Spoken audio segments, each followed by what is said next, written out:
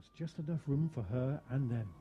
The sea beat wildly against the rocks, flinging showers of foam over them.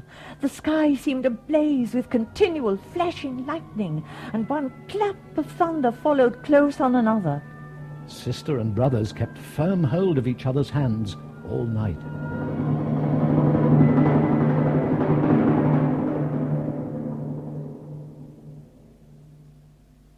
By daybreak the air was pure and still, and as soon as the sun rose, the swans flew away with Elise from the rock.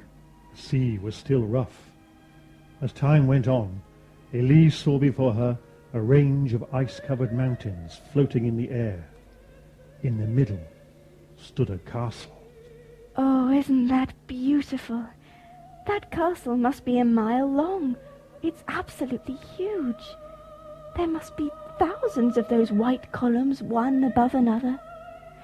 Look at the palm trees growing around it, and what gorgeous-looking flowers. They're as large as mill wheels. Is that the beautiful land you said we were flying to? But the swans shook their heads. What Elise was looking at was the beautiful, ever-changing cloud castle of the Fairy Morgana, which no human being can ever enter. While Elise was still staring at it, the mountains, trees, and castle all suddenly disappeared, and in their place stood 20 stately churches with high towers and pointed windows. She thought she heard an organ playing, but it was only the murmur of the sea. As they drew nearer to these churches, they too quickly changed into a large fleet sailing under them.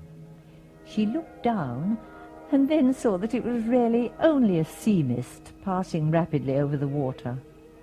Such strange scenes as these kept floating before her eyes, till at last she saw the wonderful land to which they were going, with its glorious blue mountains, thick cedar woods, towns, and castles.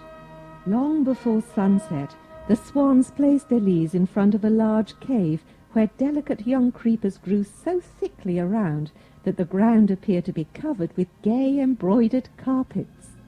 Now we shall see what you will dream of tonight. Here is where you can sleep. Sleep well, dear sister. I'm so glad you're here. I only wish I could dream of how you might be freed from this wicked spell. In her dreams, Elise was flying up high in the air towards the castle of the Fairy Morgana. The fairy came to meet her, radiant and beautiful, and yet Elise thought she looked a bit like the old woman who had given her berries in the forest and told her about the swans with the gold